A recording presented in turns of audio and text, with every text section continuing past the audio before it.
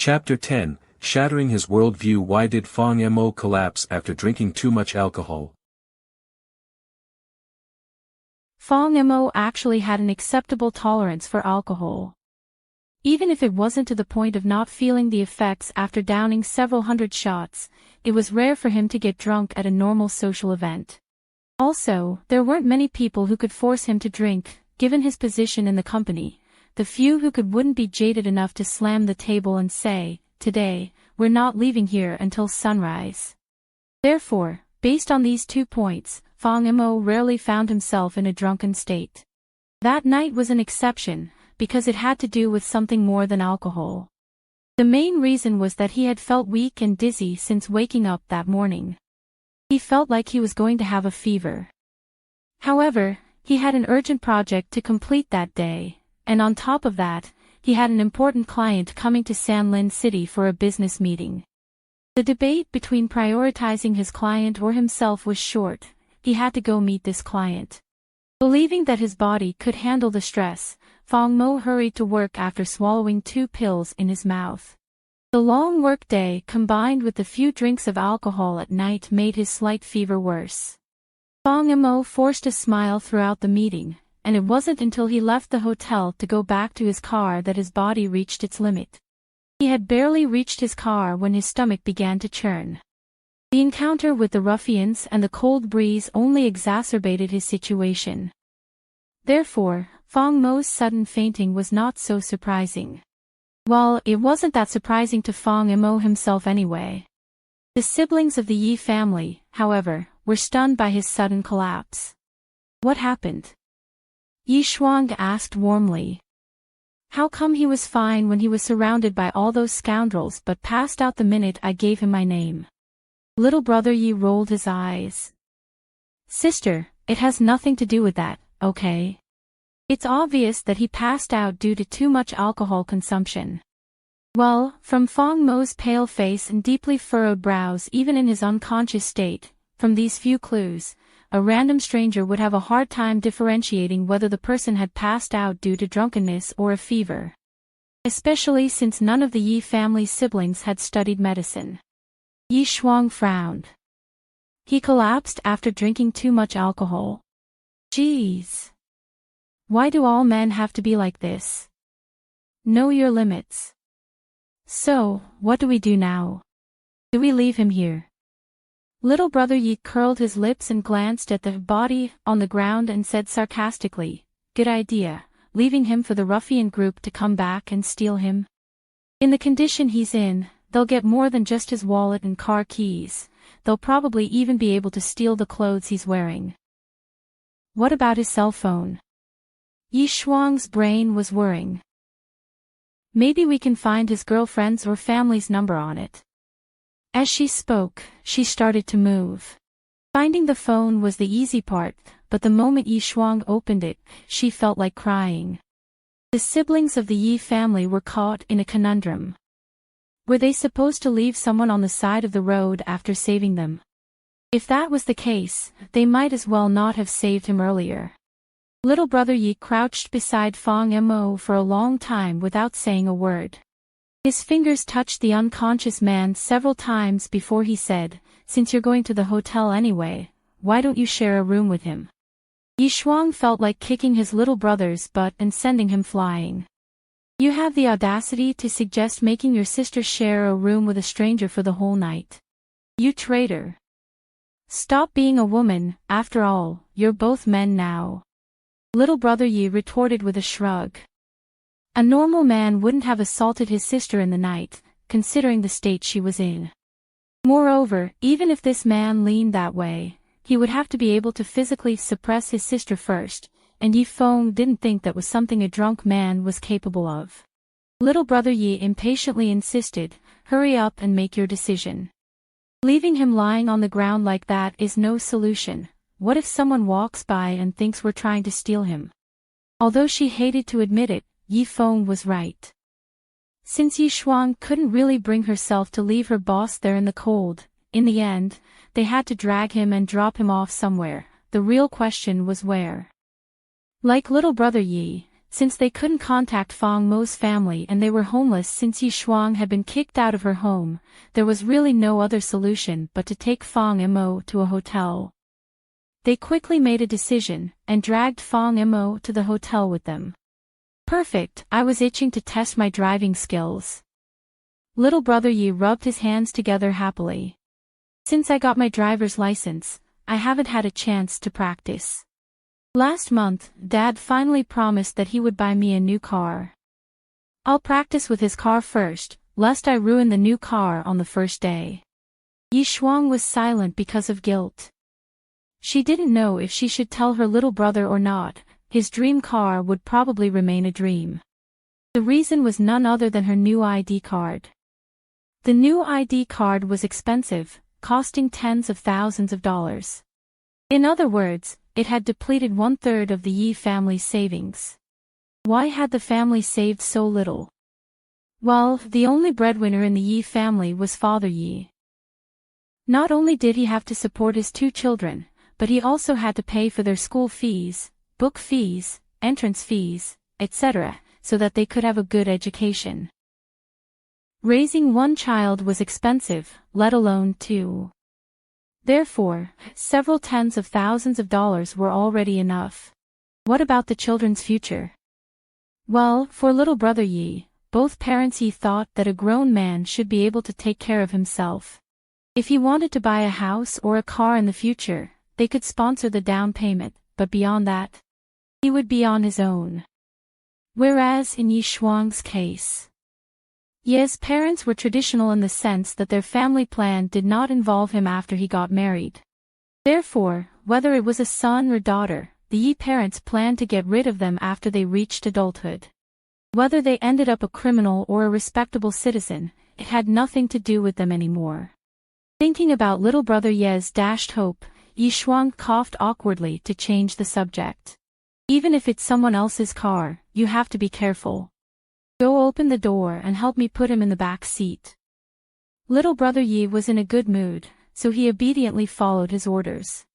Unfortunately, his physical body was barely above average. Looking at the 20-year-old trying to support Fang Mo, who had a body full of muscles from being a gym rat, Ye Shuang couldn't help but frown with concern. Fang Mo's body was swaying dangerously as he clung to little brother Ye's thin frame. It seemed like the 2 of them would fall at any moment. Finally losing patience, Ye Shuang rolled up his sleeves and grabbed Fang Mo under his shoulders as he pushed little brother Ye away. Shoo, let me do it. Then, little brother Ye watched in shock as Ye Shuang pulled the man off the ground with one of her arms under his shoulders and the other under his knees. She then walked to the car without her breathing being disturbed in the least. Little brother Ye, at that moment, felt as if his worldview had been completely shattered. Chapter 11, Use the bathroom. Why did the man in his bed suddenly wake him up? As expected from a new driver, little brother Ye left an inevitable mark on the car. When the car pulled into the hotel parking lot, Ye Shuang had a bad feeling in the pit of her stomach. When she got out of the car, she glanced at the back, and a large, prominent scratch on the bumper smiled at her. Ye Shuang looked at little brother Ye out of the corner of his eye and said, I don't know how you passed your driving test. Hopefully, he will forgive you because we saved his life. Although Ye Shuang didn't know much about cars, she had heard quite a lot of gossip about Fang Mo at the company, especially among the female workers, such as, the general manager is really rich, even his car is worth several $100,000. At this time, Ye Shuang felt something weighing on his shoulders. Little brother Ye held his shattered worldview in his arms as he watched his sister pick up the unconscious man as easily as a baby in the back seat. Until now, he still had a hard time accepting this as normal. Little brother Ye shook his head to calm his mind before unofficially declaring, it's better than leaving your car on the side of the road and having it stolen, right? Ye Shuang ignored him. After all, it wasn't little brother Ye who should have to deal with the boss the next morning. When they entered the hotel, the valet's eyes were round and wide. They saw a tall, handsome man entered the hotel with a man in his arms and another man behind them. What exactly was going on? Even though their proper training prevented them from openly discussing the subject, that didn't mean they weren't curious. Many furtive glances followed the trio as they made their way to the reception area. After the receptionist helped them open the room with an equally dumbfounded expression, Ye Shuang felt like the limit of his patience had been raised once again. Fortunately, the extra income from that night made up for the extra payment needed to turn the single room into a larger room with 2 single beds. When Fang Mo regained consciousness, he felt as if someone had poured cement into his brain. He felt heavy and slow. He felt as if something was pulsating inside his skull, threatening to escape. He moved slowly. When he felt that the bed had a completely different feel from his own bed, Fang Mo tried to force his eyes open to look around. However, before his heavy eyelids could be opened, a cold, wet towel fell on his forehead, a timely balm for his discomfort. The man groaned in satisfaction as his eyebrows slowly relaxed. Later, his eyes opened and he saw a handsome man sitting lazily on the edge of his bed. The dim light in the room coyly illuminated the man, who was leaning against the headboard. His long legs were slightly bent and off the floor, with one of his arms resting gingerly on them while the other arm flipped through the magazine provided by the hotel. The man's facial features were bathed in a warm glow, and the air around him seemed to slow down as if it didn't want to leave him. Fang Mo's breathing unconsciously slowed down, and at that moment, he understood the true meaning of the term breathtakingly beautiful. It was then that Ye Shuang realized the change in the rhythm of Fang Mo's breathing. She glanced at the bed and realized that the person there had woken up. "Are you finally awake?" Ye Shuang made a completely unnecessary comment as she took the towel off Fang Mo's forehead to take his temperature. Sighing with relief because the fever seemed to have gone down, Ye Shuang got up from the bed to reach the phone and ask, "I just called the hotel staff to prepare a bowl of chicken porridge, should I call them to bring it to the room?" Honestly, Ye Shuang had stayed for quite a while before he realized that something was wrong with Fang Mo. Her discomfort seemed to stem from more than just a hangover. After watching the man toss and turn in bed as if he couldn't find a comfortable position, she had reached out to test his temperature. It was then that she had realized that she had to surrender to the responsibility of caring for him. Anyway, a good sleep was doing wonders for Fang Mo. He sat up in bed as he took off the towel. He nodded his head in appreciation. "Thank you, sorry to have bothered you, but tell them to talk about it, I'm rather hungry." Ye Shuang shrugged, as if to say that she didn't mind, before turning around to call the front desk. After hanging up, she took the magazine and headed to the other bed in the room. Ye Shuang didn't think much of what she had done for Fang Mo, but Fang Mo thought otherwise. First, he was saved by this man and his brother from an open robbery. After that, he didn't expect to pass out on the spot. Technically speaking, they had no obligation to take care of him, but this man had done exactly that, and he had done it with the utmost patience and kindness. Fang Mo could feel his heart, which had been hardened by years of struggle in the business world, warm with gratitude. He replaced the towel in the basin left on his nightstand and got off the bed to go to the bathroom to take a shower. He had sweated so much from the fever that the clothes he was wearing were sticking to his skin. It was very uncomfortable. When he passed Ye Shuang's bed, he noticed that the man was unusually focused on the magazine in his hands.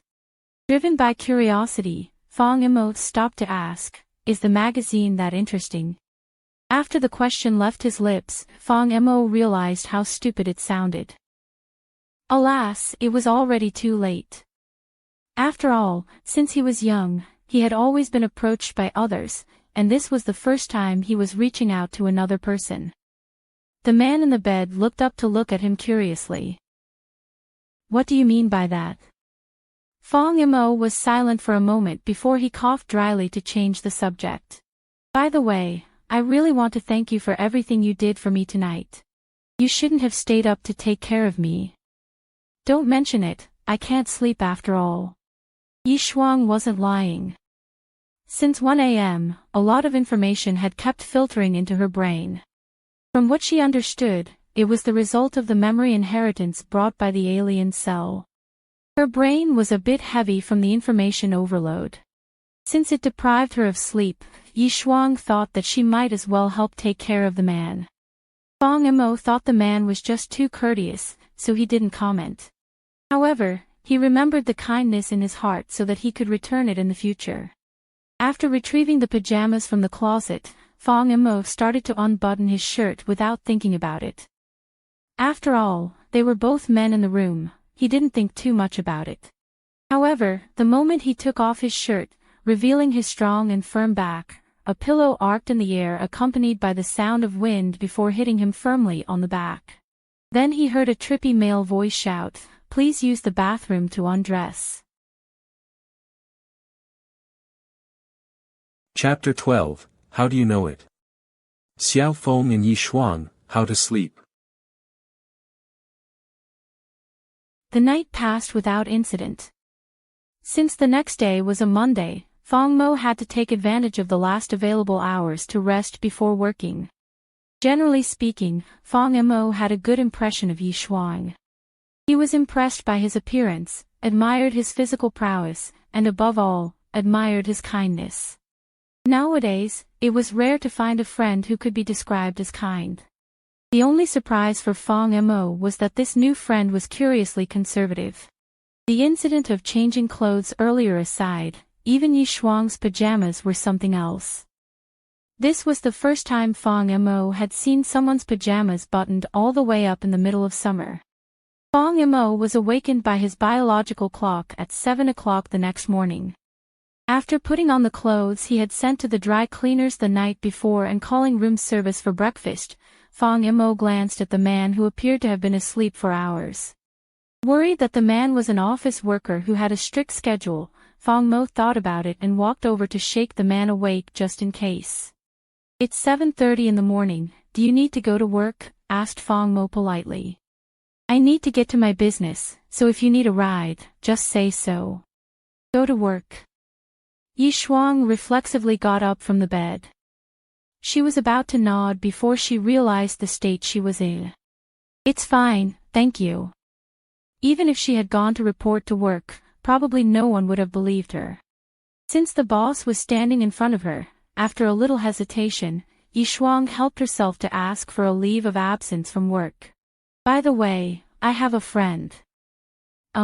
She had a small accident recently and can't come to work today. Can I ask you for a leave of absence?"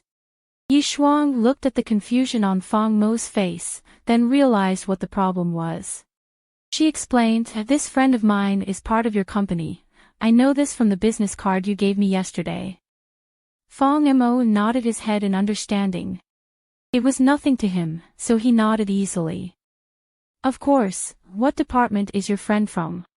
"Admin, her name is Ye Shuang." Fang Mo looked at her in amazement. "A name similar to yours. What a coincidence, isn't it?" Soon after, breakfast was served. Both of them had planned to leave soon after. Since she had already woken up, even though Ye Shuang was still quite tired from the previous night's influx of information, she was afraid that she would have to pay more if she slept too long after the departure time. Besides, the hotel was still less comfortable than her own house. Maybe Qianru would go out with the film crew when she returned, who could really tell? Fang Mo was really a gentleman. When they reached the hotel parking lot, the first thing he saw was the large scratch on the bumper. However, except for a temporary pause in his step, he did not point it out or ask Ye Shuang about it. He got into the car as if he hadn't noticed anything wrong. He calmly asked Ye Shuang where his destination was. Ye Shuang tried to play innocent as best she could. She asked Fang Mo to send her to the nearest bus station. It wasn't that she didn't want to go straight home, but exposing her address to the man might cause future problems, and more importantly, her little brother had ruined her car. If Fang Mo didn't comment, it was because he was acting like a gentleman, so she thought that making such a request would be too hard. When Ye Shuang arrived home, Qianru was, as she expected, already out. Younger brother Yi, because of his summer vacation, was out with his friends. The people who were left were Ye parents, who had been anxiously waiting for her all morning. Are you home? The first thing the Ye mother did after opening the door was to drag her inside. Did you hurt yourself? Xiao Feng told me that you were robbed at gunpoint last night. The recent security around this place has become quite horrible. By the way, Qianru said she's going to stay a whole week here. She has no schedule today and will be back around noon. You better finish your breakfast quickly and go back to hiding before she comes back. Ye Shuang didn't even know how to respond to this. This was her home, but she felt like an intruder in this house.